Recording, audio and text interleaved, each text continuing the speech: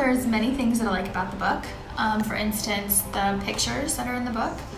I love how like cartoonish, like animated it looks, you know? It's very easy to read, very clear, and it has a lot of lessons that need to be learned for the kids in the Dodd books. Because today, for the first time, Dodd was going to the beach. When I was about 10 years old, I had an incident where I was at the beach with my whole family. I went into the water and I knew there was an undertow and I didn't listen to my parents about it. So I went into the water, I went kind of deep, there was massive waves and I was pulled under by the undertow and I could not get up for air. And I almost drowned if it weren't for my uncle, who was a firefighter, and he literally picked me up and like literally grabbed me out of the undertow, out of the wave. I was underwater for like a while. Wow. And he grabbed me and put me back carried me up to the beach, like up to the sand where we were. And I was shooken up and I did not want to go to the beach for a very, very long time. And still to this day, and I'm 33, I have a problem going into the water when there's big waves. Like I'm still like scared of it. Mm-hmm. But not as much as I was when I was younger. But that was my personal experience, and it was very scary. So if you'd seen a book along these lines back then, you would have thought twice? Oh, absolutely. I would have kind of put two and two together and been like, okay, well, you know, there's dangers out there. You kind of got to be aware and use your common sense, which this book has. So that's what I like about it for my kids, because I don't want them to be afraid or have fear of the water.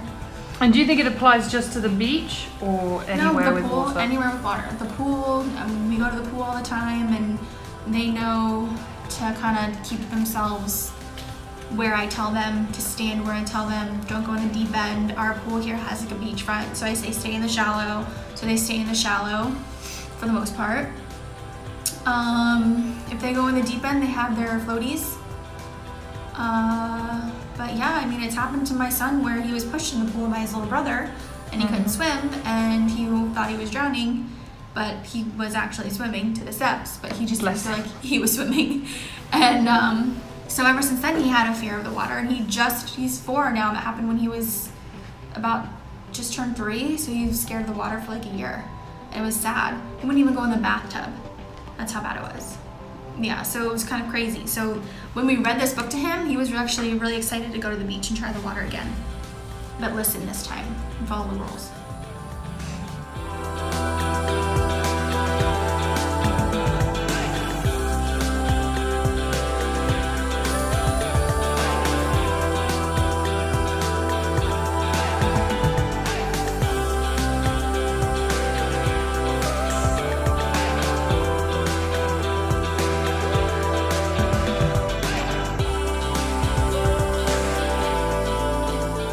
So I highly recommend this book. I want to get more. I know there's going to be series of them, and I can't wait to get the rest of them.